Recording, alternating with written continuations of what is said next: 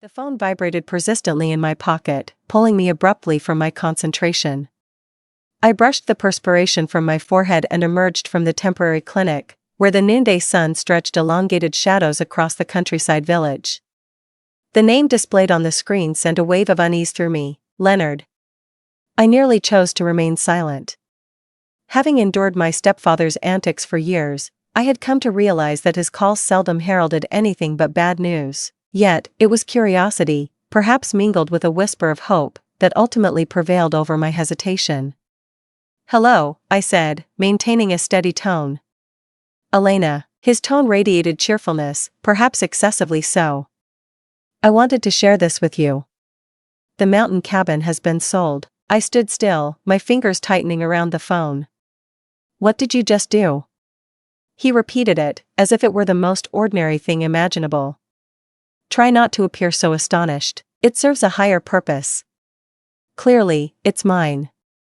He released a self-satisfied chuckle that ignited a fire within me. "My name is Elena, and for as long as I can recall, Leonard has been the persistent thorn in my side. When I was 15, my mother wed him, and he swiftly ingratiated himself into our family with his charm and jovial spirit. Yet, hidden beneath that facade was a man who consistently prioritized his own desires. The cabin transcended the mere notion of a vacation home. It stood as my refuge, a space into which I had invested countless years of affection and dedication.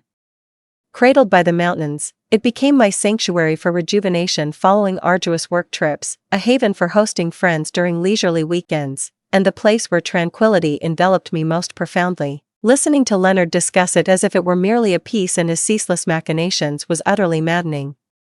"You had no right," I said, my voice trembling. "The cabin was never yours to sell." "Take it easy," he drawled. "I've been overseeing everything in your absence while you embark on your heroic quests. Moreover, what is the purpose of clinging to something that you are never present to appreciate?" It provided a straightforward path to settle my financial obligations. "In due time, you'll express your gratitude." "I'll thank you when hell freezes over," I snapped, cutting off the conversation before he could utter another word. I walked restlessly, attempting to soothe the tempest of feelings raging within me. Leonard's boldness was limitless, yet on this occasion, he had overstepped a boundary. What he remained unaware of, and what I planned to guard closely for the time being, was that the cabin was not wholly mine to sell. My closest companion, Nora, held the title of co-owner, and the legal contract we established years prior clearly mandated that both our signatures were necessary for any transaction to be finalized. The conclusion had yet to be reached. I perched on the edge of my cot, my gaze fixed on the phone in my hand as if it were about to ignite. My thoughts surged, echoing Leonard's self-satisfied tone in an endless loop. How could he possibly believe this was acceptable? Parting with something so intimately significant, as though it were merely a bauble he could barter for his own gain? The cabin transcended mere ownership, it was a vital lifeline. It was the place of my childhood summers, where I chased fireflies and hiked alongside my mom before she embarked on a new chapter of her life. Following her departure, it transformed into my steadfast anchor, the singular element that remained unwavering amidst the chaos surrounding me. Leonard, naturally, felt no such bond. For him, it was merely another asset to manipulate, akin to countless other ventures he had interfered with in the past. However, this was far from a mere trivial favor or a minor inconvenience. This was the place I called home. I pressed Nora's name in my contacts, anticipation building as I awaited her response. "Hello Kathy, how are you?" She responded with a bright cheerfulness in her voice. "Leonard sold the cabin," I exclaimed, my voice betraying the simmering anger within me. A lengthy silence lingered on her side. "What did he say?" "It seemed he was desperate for cash to settle some gambling debts," I remarked with a hint of bitterness. "He believes he can act with impunity, yet I am fully aware that our co-ownership agreement renders such notions unattainable. He lacks the power to sell it without your approval." Nora emitted a soft whistle. "He genuinely believed he could escape the consequences of his actions. That man possesses an utter lack of shame." I concurred, without reservation. "I would appreciate your assistance in untangling this matter. I will complete my volunteer assignment and return home at the earliest opportunity. Could you please retrieve the legal documents in the interim?" I aim to be prepared to respond to this upon my return. You got it, Nora said, her voice resolute. We shall navigate this together. As I ended the call, an unusual tranquility enveloped me. Leonard believed he had outwitted me, convinced that the distance between us rendered me powerless against his treachery. Yet, he remained unaware of the true nature of his opponent. I am no longer the frightened teenager who allowed him to overpower me. I had stepped into adulthood, equipped with resources, allies, and a solid understanding of the law. Should he believe this was the end, he was in for a harsh surprise. The subsequent days unfolded in a haze as I completed my volunteer assignment, striving to maintain control over my emotions. Yet, despite my attempts to immerse myself in activity, the memory of Leonard's betrayal clung to me like a persistent shadow. The haunting vision of him reveling in the satisfaction of clearing his debts at my cost lingered in my mind. As the night deepened, I settled in with my journal, an ever-present companion on my journeys. The act of writing became my refuge, a means to untangle the complex web of my emotions, as clarity felt more essential than ever before. As I wrote with fervor, the memories began to surge forth. My initial visit to the cabin alongside my mother brought back memories of the countless hours spent restoring it with Nora, and those serene nights by the fireplace when time felt suspended. This was more than mere architecture. It was a fragment of my essence. And Leonard believed he could simply dispose of it as if it were a mere poker chip? Negative. This time, no. Nora reached out once more the following day, her demeanor sharp and professional. She mentioned that she had reviewed the co-ownership agreement. You were indeed correct. He lacked the power to proceed with the sale without my approval. The transaction is not valid. A wave of relief washed over me, only to be swiftly overshadowed by a surge of anger. Is there any information on the identity of the buyer? Not yet, Nora replied.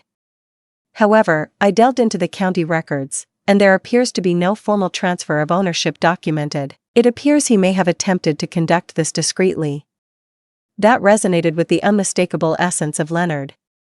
Perpetually in search of the easier path, perpetually seeking to outwit the system.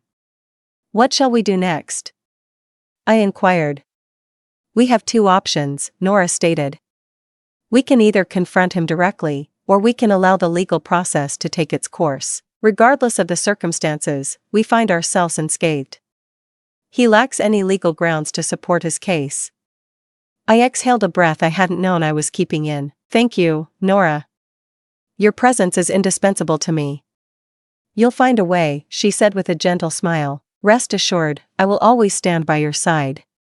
As I ended the call, a scheme started to crystallize within my thoughts. I would complete my tasks here, make my way back home, and confront Leonard directly. I had no intention of screaming or yelling. That was precisely what he anticipated. I would opt for an alternative method. I would employ the very element that Leonard consistently undervalued, my capacity for foresight. He believed he had emerged victorious. Yet, when I finally finished, he would come to understand that he had misjudged my capabilities for the very last time. Upon my arrival at home, the first thing that struck me was the profound silence. The cabin had always embraced me with a tranquil aura, yet now, that stillness seemed foreboding. My houseplants drooped ever so slightly, the mail had amassed in a disheveled heap by the door, and the fridge stood nearly barren. I placed my bags on the ground and let out a deep breath, feeling the burden of my responsibilities resting heavily upon me. Just as I was about to settle in, my phone vibrated with urgency. It was indeed Leonard. I considered allowing it to slip into voicemail, yet a moment of clarity urged me to reconsider. It is time to confront him. Ah, look who it is, my adventurous stepdaughter, he remarked, his tone laced with insincere enthusiasm. At last, we return to the realm of the tangible, do we not? What is it that you seek, Leonard? I inquired, getting right to the heart of the matter. I merely wished to see how things were going, he remarked, a hint of arrogance lacing his voice. Ensure that you don't let the cabin situation weigh too heavily on your spirits. Well, it's in the past now, so there's no point in lamenting what can't be changed. My jaw tightened. How amusing it is that you would mention that, I responded, maintaining a serene demeanor. It seems to me that it remains very much present. Nora and I examined the ownership records. The transaction fell through. One cannot offer for sale that which is not rightfully theirs. A silence lingered on the other end, a moment that hinted I had touched a sensitive chord. That's absurd, Leonard remarked, his voice growing taut. The buyer settled the payment in cash, and the necessary paperwork has been completed. The agreement is finalized. No, it's not, I replied firmly. Do you recall that Nora and I share ownership of the cabin? The transaction lacks validity in the absence of her agreement. By law, it remains in our possession. His laughter was fragile. You believe you possess a certain cleverness, don't you? Forever embodying the ideal daughter, relentlessly striving to orchestrate every detail. You cannot fathom the struggles I have endured, Elena. I took the necessary steps that were required of me. You took from me, I retorted sharply. Do you really expect me to feel any sympathy for you? Your decisions have been set, Leonard, and now you must coexist with them. The dialogue concluded with him abruptly disconnecting the call. There I stood, phone clutched tightly, trembling with a blend of fury and exhilaration. For years, I allowed Leonard to twist circumstances, burden me with guilt, and exploit my willingness to endure. Yet, that is no longer the case. I was not merely safeguarding the cabin, I was taking back my boundaries, my voice, and my tranquility. The following morning, I found myself at the kitchen table, laptop aglow, poring over the documents Nora had forwarded to me. The co-ownership agreement was unmistakably clear. Neither of us could part with the cabin without the other's written approval. Leonard's actions transcended mere unethicality, they were overtly illegal. A sudden, jarring knock at the door shattered my train of thought. As I opened it, there he stood, Leonard, adorned with his customary smug expression. Do you mind if I step inside? He inquired, yet he did not pause for a response before crossing the threshold. I crossed my arms, observing him settle into one of my chairs with an air of ease. What is it that you desire, Leonard? Listen, Elena, he began, his voice laced with a patronizing edge. I recognize your frustration, yet it's important for you to see things from my perspective. Desperation consumed me. The creditors I found myself entangled with were far from understanding. I arched an eyebrow. Did you really believe that taking what belongs to me would resolve anything? He corrected himself, using the term borrowing, as if that somehow improved the situation. I intended to return. As soon as fortune smiled upon me, I would have repaid you every last cent. A bitter laugh escaped me. What about your fortune? Is that truly what you're placing your bets on? Leonard, for as long as I've known you, you've been wagering your money, and it has never turned in your favor. What makes this moment stand apart from the rest? He shifted uneasily, yet his confidence swiftly re-emerged. You seem to be responding with excessive emotion. It is merely a cabin. You seem to be absent for the majority of the time. Why not allow another to benefit from it? It belongs to me, and in that moment I lost my composure, for the simple reason that it is where I belong. Your authority does not extend to determining my values or the use of my possessions.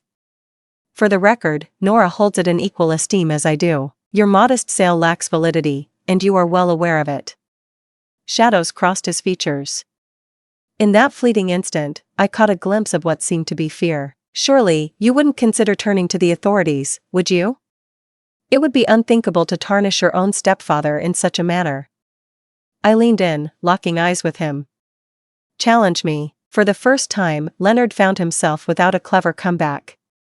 He rose abruptly, murmuring a few words to himself, and charged out, forcefully shutting the door in his wake. I reclined into my chair, my heart racing with intensity. The encounter had unsettled me, yet a flicker of satisfaction ignited within me. Leonard began to understand that his familiar strategies were losing their effectiveness with me. This transcended the mere existence of the cabin. It was a moment of defiance against someone who had exploited my trust for far too long. Following Leonard's theatrical departure, I reached out to Nora to share the latest developments. He arrived at my house, I remarked, as I paced the living room, attempted to weave a tale of woe regarding his borrowing of the cabin to resolve his financial troubles. Nora let out a derisive snort from the other end of the line. Did you borrow it? Is he truly aware of his own words? Could you repeat that? I informed him that the sale was not legitimate, and should he continue to press me, I would have no choice but to involve the authorities, I responded. That appeared to rattle him slightly, yet knowing Leonard, he is likely already plotting his next strategy. Let him plot, Nora declared with conviction. The law stands firmly in our favor. I have reached out to an attorney to assist us in composing a formal cease and desist letter. Should he attempt to engage the buyer once more, we will have a legal paper trail prepared to put an end to it.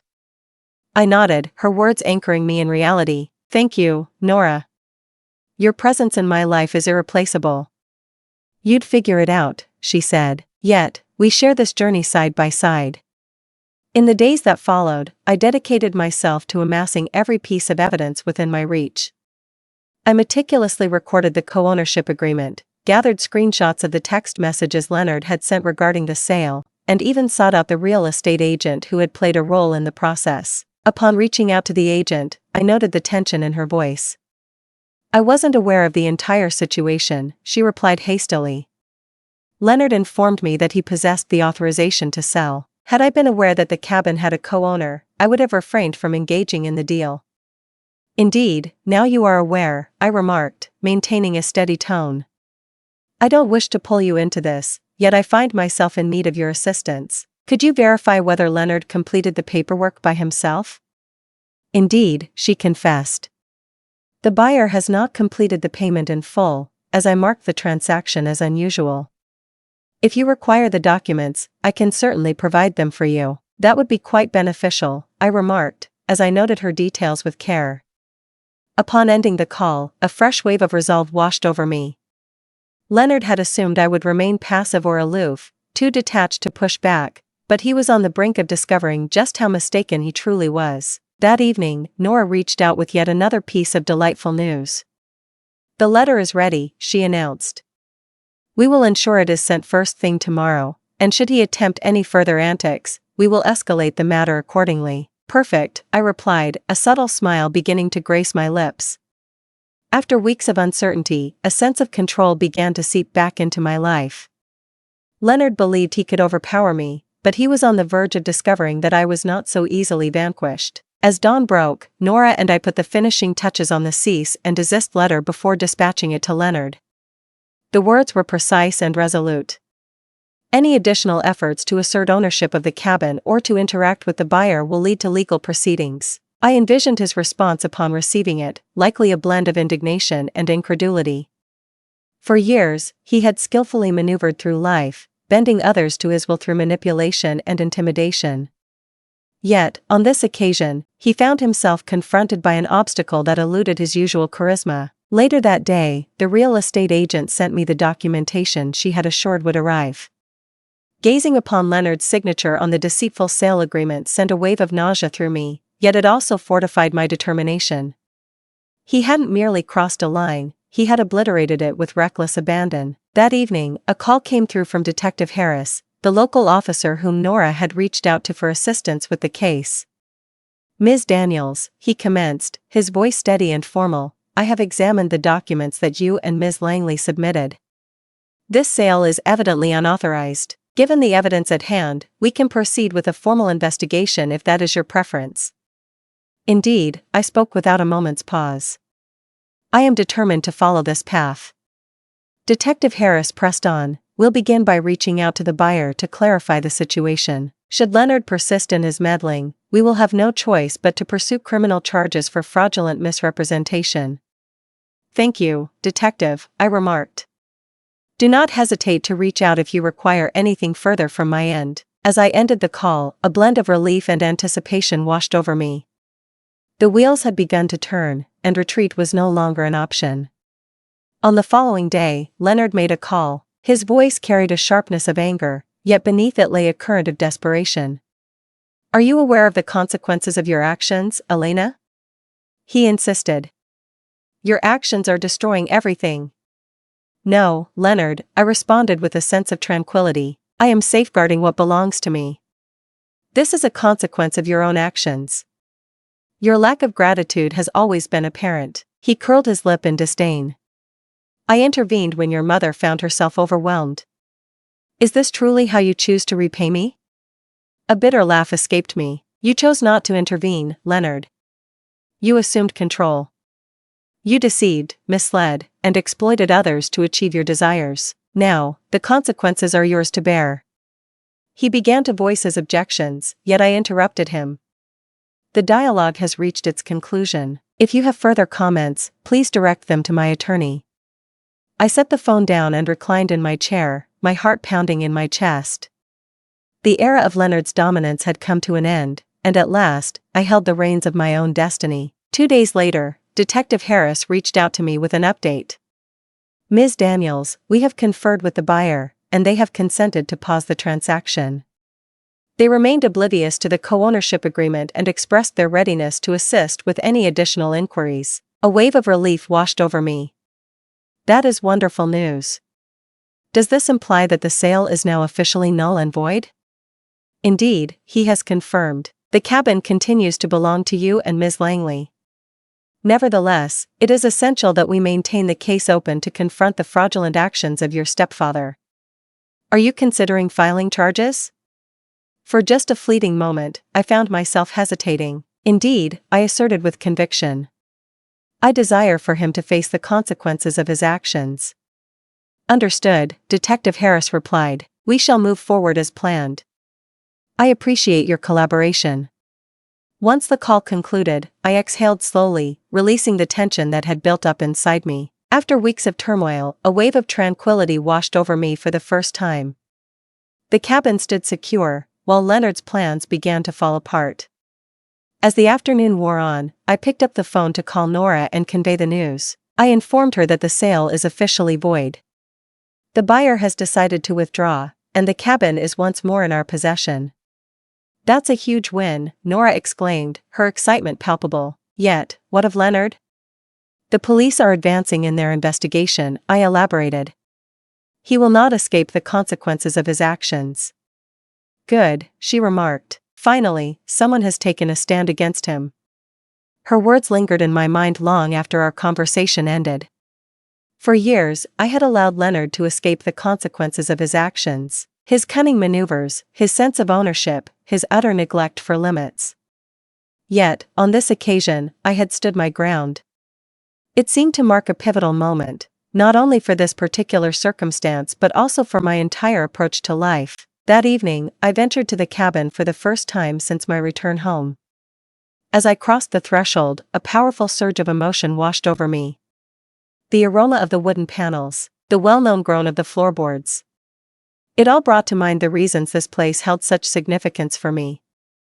As I settled beside the crackling fireplace, the serene embrace of the mountains enveloped me. This was my sanctuary, the realm where I crafted memories, commemorated milestones, and discovered tranquility amidst life's tumult. And it remained my own. Thanks, but no thanks to Leonard. At last, I allowed a smile to grace my lips. I wasn't merely taking back a property, I was taking back a piece of my very essence. A week later, Detective Harris reached out with the conclusive update. Ms. Daniels, I wish to inform you that your stepfather has been officially charged with fraudulent misrepresentation and attempted theft of property.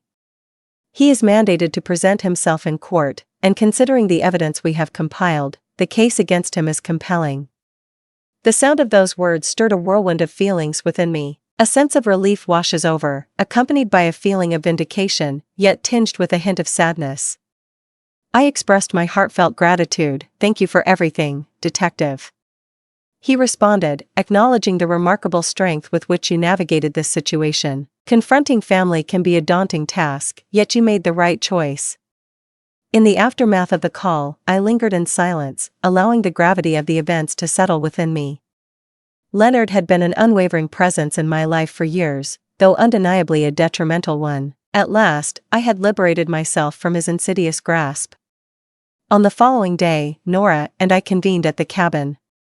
With a bottle of wine in hand, she joined me on the porch, where we gazed out at the mountains. The crisp air enveloped us, infused with the earthy aroma of pine. To us, she declared, lifting her glass high. In a defiant gesture, I raised my glass to hers, a soft laugh escaping my lips as we embraced our resolve. For our sake. During our conversation, it became clear to me just how much I had gained from this experience. I had devoted a significant portion of my existence to sidestepping conflict, striving to maintain harmony, particularly in my dealings with Leonard. Yet this time, I held my ground, and it felt like a pivotal moment, not only for my connection with him but also for my perception of myself. You know, Nora said, interrupting my thoughts, this cabin has always been more than just a property. It stands as a testament to all that we have created, all that we have strived to achieve. Never allow anyone to strip that away from you again. Her words resonated deeply. The cabin transcended the mere definition of a house nestled in the mountains. It stood as a testament to my autonomy, my strength in adversity, and my unwavering commitment to safeguard what I held dear. As the night deepened and I settled beside the flickering flames, a profound sense of tranquility enveloped me, a feeling long absent from my life. Leonard's betrayal challenged me in ways I never anticipated, yet it also revealed the depths of my own strength. The cabin offered a sanctuary, my limits were clearly defined, and for the first time in ages, I experienced a profound sense of mastery over my existence. In the weeks that ensued, existence gradually found its way into a fresh cadence. The cabin, once a theater for Leonard's insatiable greed, transformed once more into my sanctuary. The floorboards groaned beneath me, and the trees whispered secrets in the wind, each sound a haunting reminder of the battles I had waged to safeguard what mattered most. After the charges were filed, Leonard's silence spoke volumes. My mother called once, her voice tinged with uncertainty. You know how he gets, Elena, she said, her typical defense of him sounding empty this time. I do, I responded with calm assurance. And that is precisely why I took the actions I deemed necessary. She remained silent. For the first time, there was an absence of guilt, no fervent appeal for reconciliation. She let out a soft sigh before speaking. I hope you find peace. I have already done so, I replied. I truly meant it. Nora and I dedicated the following weekends to undertaking minor renovations at the cabin. The porch was adorned with fresh paint, the roof received careful patches, and a scattering of wildflowers was lovingly planted along the property's edge. With each nail driven home and every brushstroke laid down, it seemed I was not merely restoring the space, but also reclaiming a part of myself. I was in the process of rediscovering my essence. As the sun dipped below the horizon, casting a warm glow over the porch, Nora glanced my way. What lies ahead for you, Kathy? Have you reclaimed the cabin? Confronted Leonard? What comes next on the horizon? For a brief moment, I pondered her question, and the answer emerged with an unexpected sharpness. I shall persist in pursuing my passions, I declared. Engaging in volunteer work, exploring new destinations, and embracing life according to my own desires. This time, I refused to allow anyone else to determine the course of my life. With a gentle smile, she lifted her glass high. In response to that, with each passing day, I found myself delving deeper into the lessons this ordeal had imparted. The significance extended beyond the cabin and Leonard himself. It was a journey of discovering my own resilience. For years, I allowed his behavior to shape the extent of my resistance and the limits of my endurance. Yet, in that moment, I realized I possessed the strength to establish boundaries and maintain them, regardless of the discomfort it might cause those around me. The cabin emerged as a testament to that evolution, a poignant reminder that I need not compromise my tranquility or my principles for the sake of another's ease. As dusk settled and the sun sank behind the mountains, I found myself on the porch, inhaling the crisp, pine-infused air. After years of searching, I finally experienced a profound sense of belonging, not only within the walls of the cabin but also in the very fabric of my existence.